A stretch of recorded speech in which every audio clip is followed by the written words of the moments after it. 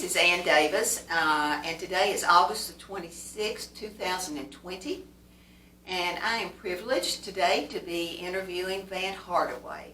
And Vant, we appreciate so very much you coming and your willingness to do this. I wanted to start by asking you, were you born and raised in McMinn County? I was raised in McMinn County, but not born. And so I will just sort of say to you, thank you for at least letting me come and just share a little bit. I don't know, sometimes I start thinking, I said, what? How do I get into this? I go back and think about some of the things that people have done with interviews, the chronicles of this or chronicles of that. I don't know what the series is called. But I was born in Birmingham, Alabama. I was born in Birmingham, Alabama in 1950. My dad was a minister and pastor, and he traveled. And so in 1957, he came to Athens to work with a church here. And so that year I would have been coming up on my 7th birthday. So I came to Athens in 1957, and from 1957, we moved about July of that year, and I was sort of raised here the rest of that time until after I finished undergraduate school. So I was raised a better part of my life in Athens from 7 on till I graduated from college. Good. Is there anything you'd like to tell us about your childhood or your family? Well, Lord, there's a lot that I can talk about. We go back and we look at the times that we have gone through, and when you go back and look at the 50s and those times that would come up, and it was a different time. Sometimes we say it was, I guess, the best of times, and some people would probably use that adage to say the worst of times, but I won't say it was the worst of times. It was a different time. When I'm talking to you, you've already given us the day and this year. We're in a difficult time now, but in the South, in the 50s, I can go back and talk about early 1950, Birmingham, Alabama, for those that are historians and think about the times we were in. That was a difficult time for African Americans as we go. If you go back and look at the history of that, you would hear name changes and different things happen. I know Dr. King was very active in looking at doing his lifestyle. It was the Negro, and if it was not good names, you had some other names that African Americans were being called. And now we've gone through the black period of time where as a corporate group, maybe some people call blacks or sometimes now African Americans. And so I usually stay with whatever is going. But my childhood was, and I've said this very often, both my mother and dad are deceased now, but we didn't have a lot based on what people think about economically. But I think many of the people that were in our area, we didn't know it, and maybe I was more in poverty than I knew. We were poorer than we knew with dollars and cents. But we had a great deal of love and coming together. My dad was a minister and traveled a good deal, but Mother raised us and kept the family together. When we moved to Athens, I had one sister who was about 6 years older than I am, than I was even at that time. But it was Mom, Dad, and the two of us. And then later on, I had a brother and sister was born. They were born in Athens, but I wasn't. But we had a lot of warmth and love in the family and support, good nuclear family. So we grew up there during those years, and I'm sure maybe I'll talk a little bit about my school environment, but that was during what we call the segregated times, and we were in separate times while we worked with people, new people, but the lifestyles were very separate. We were still doing the old separate but equal times that came together before the Civil Rights Act. But I went to J.L. Cook School, but I had a good family life, and as I said, we didn't want for anything because our parents made that commitment that we would have what we And so I had, when I look back over it, had a good childhood, had a good family togetherness, and the people we lived in. I grew up in an area in Athens, Tennessee that we called Free Hill. I'm sure with some of the people you've talked to have talked about Free Hill, and there's a marker at the YMCA now that sort of sets that area, and they go up and they read the marker right across from the YMCA. It talks about Free Hill. That was sort of the area that we grew up in. All of us that lived in that area, it was sort of like a little family community. And but the 50s, the 60s, it was a time while things were not like maybe we wanted them to be, but it was a comfortable time because we adjusted and we recognized the time, we recognized history and what it tended to do. So it was beneficial that way. That's wonderful, Van. Well, you mentioned growing up in Free Hill. Was your father a pastor Yes. here at that time? He pastored a church. It was the Church of God, and it was down in the lower part of what is called Free Hill. It was the street now, and I think the street is still there, but it doesn't go all the way through, and that the urban renewal time changed it. It was on Raven Street, but he came, pastored a small church. That church does not exist now in that time, and we've gone with, because eventually, even though he pastored for a number of years, it moved to the other side of town there now, and so that church is still there, but it's changed and transitioned somewhat. But he was a pastor. Mother was a domestic. Had worked with some of the very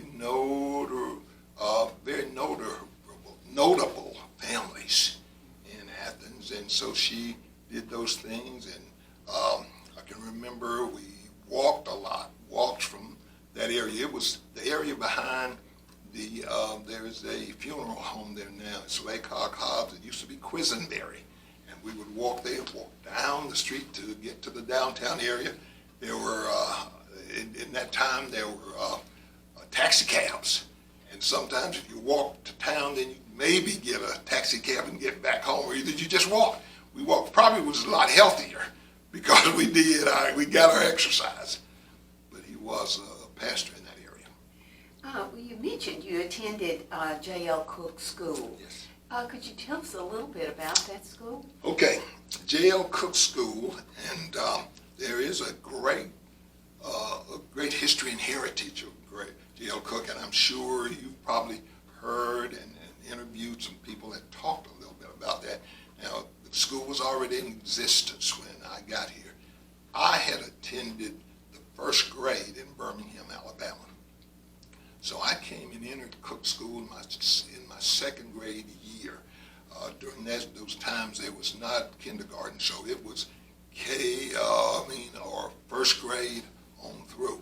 And Cook School was 1 through 12, and all of the black students in Athens, all black students from the surrounding areas, especially the high school areas, went to Cook when they got to the 9th grade. But I started in the second grade at Cook. As we said, all the black schools were there. And I learned more about it as I got along, because the school at that time, the principal was Mr. E. Harper Johnson. And many of us in this area can remember Mr. Johnson, but he was the principal. Dr. W. E. Nash, he had been prior to Mr. Johnson, but by the time I got here, he had already retired. And so we had, I went to the second grade here, and then third and fourth grade. I was sort of moved around in the grade because I moved from the second and didn't go through the full third grade because it was somewhat almost like I would call early childhood these days. Sometimes it's ungraded, because some of the things I probably learned in Birmingham as a first grader, and my sister used to teach me a lot, because in Birmingham, a larger urban city, Mother wouldn't let me just go out and hang out in Birmingham. I'd have to do some work. So my sister, who was 6 years older, when she would do homework, she'd give me homework. So I got some skills early. And then I started the third grade, and then I moved to the fourth. There was a fourth and fifth grade split. And it cooked in the elementary grades, it would go till the eighth grade. And the building, I know there's an area that's given to here at the museum that talks about, maybe have some pictures of Cook. But it had sort of grown and developed a lot more than when it had been with Dr. Nash. But the lower part of that building was 1 through 8, and then in the 9th was the upper part of the building. The city school, I think, tended to do the funding for the elementary, Athens City School System. And then the high school grades, 9 through 12, was funded and sort of, I guess, taken care of by the county. Because at the time at Cook, when you got to the 9th grade, students came from Etowah. They were bused to Cook. Students came from Calhoun that we know, and some even from Charleston area. So they went into another county. There were those that went as far away as Sweetwater, and there are some in our community even now that rode a bus from Loudon. So it crossed 2 county lines to get to Cook. School, about that time with all the black students, the most I can remember, and this is not locked in my memory as to be I could document, but probably 300 plus. But they were primarily all black students that went to that school, because the other schools, the city schools and then McMinn County High School, where we went through, were primarily for Caucasians in school, because we were in that separate but equal time. And so that was part of history. Vant, could you tell us a little bit about the integration? You were a part of that, weren't you? I was right in the midst of it. I was, as they say sometimes, smack dab in the middle, because as I look at it, and I've sort of followed it a little bit, my undergraduate degree was in history, so I followed a little bit of that. But the process called integration, some use it and they'll say desegregation or whatever. We came and looked at the changes coming about in the 1954 to 64. A lot of that went along with the Brown versus Topeka Board of Education when the Supreme Court made their decisions. Prior to the 54 case, it was Plessy versus Ferguson, and they said, well, you could have separate facilities. Well, in 54, they said, all right, if in the South there were separate facilities, they needed to be equal. However, in that 50-something, 54 or thereabout, all the facilities were not necessarily equal. In law, it was. Well, in 1964, I think one of the things that drove a lot of that was the Civil Rights Act of 1964. Myself, and 64 was a unique time for me, because my older sister had graduated from Cook in 1962. And she had an opportunity to go on to higher ed, go to college. She wanted to be a nurse, and went to Knoxville College in 1962 and went 1 year there. But Tennessee Wesleyan College, who is now Tennessee Wesleyan University, opened up and began to accept black students in that next year, 63. And my mother had worked with a family that helped her, and it helped my sister go to Tennessee Wesleyan. Why should she go all the way to Knoxville College? And my mother found, well, I didn't think financially we didn't have any idea we could go to college. But she started at Wesleyan, 63. Well, I would walk with her to school, to college, because we didn't have transportation or cars, so I'd have to be at school when she had to do work, had late classes, to walk home with her. So in 1964, we had learned probably, if I was going to go into higher ed and go to college, and I wanted to, I had some personal goals to have a different type of lifestyle. The people that I knew, my teachers were definitely models for me. My dad was a preacher, and he'd wear ties and so on, but I didn't necessarily want to be a preacher. But what were the other careers that blacks could have? So I wanted to go to higher ed, and they decided, and knowing that Mr. Harper Johnson tried to prepare the students that were going to move to higher education to get what you needed so they could merge into the system.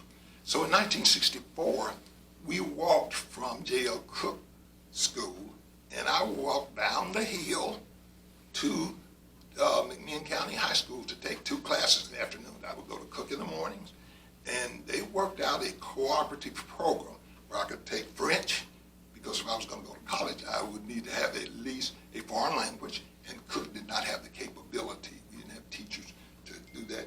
And I took biology. We had chemistry, general science, but did not have a biology lab. So I would walk down. The year was 1964. In the afternoon, I'd go walk down to McMinn County High School. It was right down the hill.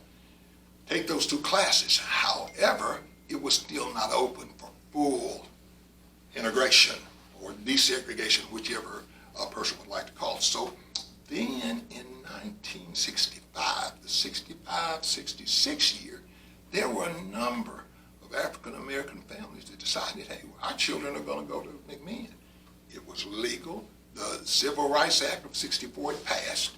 So there were a number of students. It was probably 10 to 12 that went full-time. However, that year, I remained at Cook for the better part of my education.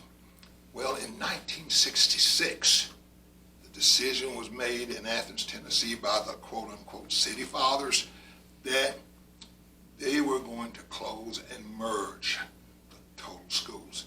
In Athens City, the Athens Junior High School opened 1966.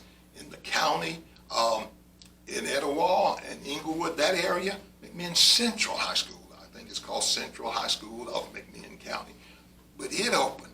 And the students that had gone to Etowah High School, Inglewood High School, and the students that were going to Cook that were going to be in high school, then they walked in together and made Central High School.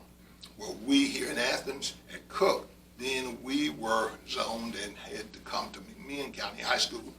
And this is a personal time, and you just sort of give me times of how much longer I have. But we enjoyed being together. We could go and do whatever things we need to do in town, but we enjoyed being at Cook. But when that decision was made, then we knew we didn't have an option, because 66, 67, and that was my junior, that was the end of my junior year, and I was going into my senior year in high school. So I had 1 year to go to McMinn County High School. That's just fascinating. Well, it was a different time, and things changed. We were not all totally ready, but it was a fairly easy transition. A lot of communities did not do that well because it was just a forced situation. And in history, you can look at the South. Some things had it harder. In Athens, we went through it, but it was a challenge. It was a challenge for me being there 1 year, because there were activities that we would have been a part of at Cook. Being my senior year, I did not get a chance to do athletics, extracurricular activities. Some we were not prepared for. So as a result of that, my senior year was a little bit of a challenging year, because some of the things I had done, I did not get a chance to do. It was hard on a young boy, 16, 17, going into 17 years of age, but it worked, and so that's how I did. And I graduated from McMinn County High School in 1967. You know, Ben, I think a lot of credit goes to the leaders in the black community at that time. They wanted a peaceful transition, didn't Yes. they? And from what I understand, they worked well with some of the white leaders in the community to assure that happening. And Yes. I admire so much those of you who pioneered this integration in our community, and thank you for the role you played in that. Well, in that, the only thing I was part of was just being in it, and it happened to me. And sometimes I go back and think now, and I felt like it happened to me rather than for me. I had nothing to do with it but a chance. But our parents, some of the black leaders, and there were some leaders of the white community, the city fathers had worked together. That's the reason it happened so quickly, because they were working on it and we didn't know. I didn't find out until the summer. It was like in June or July when we found out that we weren't going to be back at Cook. And that was a challenge for a senior. Oh, absolutely. I can imagine. Well, Vance, you've been recognized in many ways. You and your wife Janice are very accomplished people, highly respected in the community. And I know I was there the night you won your Man of the Year award that was presented by the Chamber of Commerce, and that was exciting. But could you tell us a little bit about your adult life, your ministry, and your work? Okay. The 2016 was the year that I was accepted, and you need to give me about 10 minutes and I'll try those. Well, 2016 was the year that someone had nominated Vant Hardaway for Man of the Year. When I left Tennessee Wesleyan College, I graduated in 1971. I left Athens, and I personally had thought I probably never would be back in Athens to live. But I graduated with an undergraduate degree, went to Oak Ridge, Tennessee, and started as a teacher and a coach at Oak Ridge High School. I had 7 good years. One of the years I had while there, I was part of a team in football that won the state championship in 1975. So I enjoyed coaching. After about 7 years there, I felt a real pull by the Lord to go into ministry. So I was an educator in the ministry. Many blacks, and it still happens right now in our community, many of the church leaders are bivocational because many small churches cannot fund a full-time pastor. So I went to, left Oak Ridge, went to Nashville, and worked with and started, was part of starting a church out of a Bible study at Fisk University. So I was in Nashville, Tennessee. My wife and I, we got married in 1975. I'm 77. We moved to Nashville. We worked with starting a church out of the Bible study at Fisk. And then I was in sales and sales management. So I got out of education, lived there 8 years, and then by some, I guess, move of God, we got back to Athens, even though I'd said I probably never would be back here to live. Mom and Dad were still here, and we would travel in and out. But I came back and was given an opportunity to teach at Athens Junior High School and coached there at Athens Junior High School, had good life and career, and it was not planned. So often, part of my life would seem like orchestrated by one bigger than me, you know, the Lord, and so we came back. And one thing that I would say, and we probably wouldn't get a chance, I felt a leading to serve, servanthood, and serve and do things, not just because I wanted to be important, but if any way I could help, I did. So after I came back, I got to working at the schools. I worked with agencies in the community. I was part of a number of agencies in Athens. I was on the boards at Tri-County Center. I was on the boards of the Senior Center.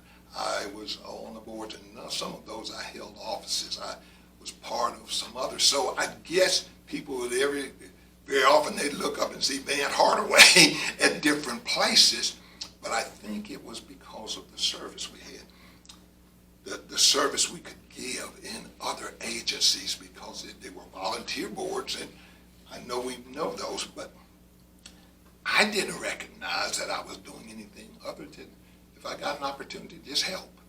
And in 2016, someone had nominated or put my name in as a possibility to be part of the Chamber of Commerce Man of the Year. Now that, I didn't realize the significance of that at that time. However, it was called the J. Neil Ensminger Man of the Year Award. And Dr. Ensminger, and I've known his family when he was at the paper. But in the years before that, 2016 was the year, I think there had been about 65 Burkett Witt was one of the African Americans, the only one that had been selected at that time. And somehow, after very good friends of mine, I later on found out who nominated my name. And because of some of the things that I had an opportunity, and I would say others gave me an opportunity to be a part and to do. And I just did it for service, to help any way I could help.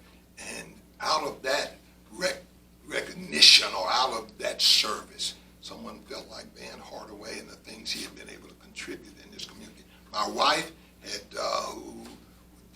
two weeks ago, on the 16th of August, we've been married 45 years, and she was an HR manager at one of the local manufacturing firms. So we had just been involved in the community, and that year, the panel selected Vant Hardaway to be the 2016 Man of the Year.